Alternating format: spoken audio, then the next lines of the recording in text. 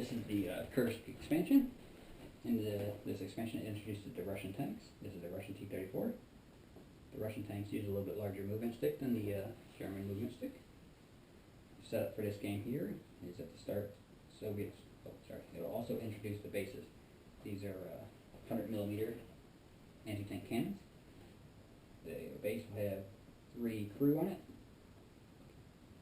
and the base will fire each turn. It doesn't move. The base stays where it's at. The base can fire once per turn, as long as there is crew on the base. Should these crew be knocked off of the base, the cannon no longer fires.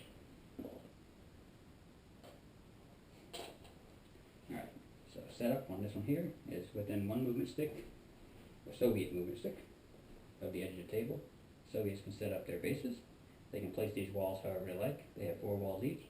Place them however they like around their base, however they want to defend it. They can do that. They will set out 2 pieces of terrain per player, or if you're playing 2-player, then each side, each tank will get 2 pieces of terrain. You place 2 movement sticks within the center table here, and within this line, you can place these terrain however you like, just within those. The tanks must be able to pass between all the points, though. You can't block it off. And then Soviets will also place 1 smoke screen for each tank. At the start. Germans, and you also place out 4 of these little markers, however they want. And then the Germans, for theirs, they will take 3, and they'll drop them over the center of the table. And that's theirs. These markers represent different things for different countries. For the Soviets, every time they run over one of these markers, they'll collect it. They'll get 2 crew. They can place these 2 crew in any one tank. So say this tank is up to 6, your tank can have a maximum of 6 always. So if there's 2 damage out of this, you can put these 2 in and bring it back to the full. Or even if this tank is completely gone, you can put 2 in, 2 inside, and bring this tank within 1 movement stick of the base. The tank comes back in the game.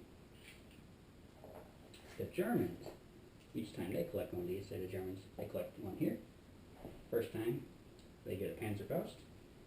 Panzerfaust, he comes out of the tank within his little movement stick here, and he can immediately move and shoot as an independent entity. He can move, shoot. He shoots a little bit smaller shell out of his Panzerfaust rocket here. You collect the second one, you get another Panzerfaust. They collect the third one, and they call in air support. How air support is, you load 3 dice into this plane, and within 1 movement, without stopping, you can fly this over the Soviet bases, tanks, or whatever. You fly it over, and you just release, and see what damage you do. The plane will then fly back to the base. Each turn, at the start of each turn, 1 dice will roll in, and load in. You can fly to 1, drop 1 bomb, or you can wait a second turn, have 2, or a third, and have a full load. The plane cannot be killed. The plane, once it's out, will keep circling.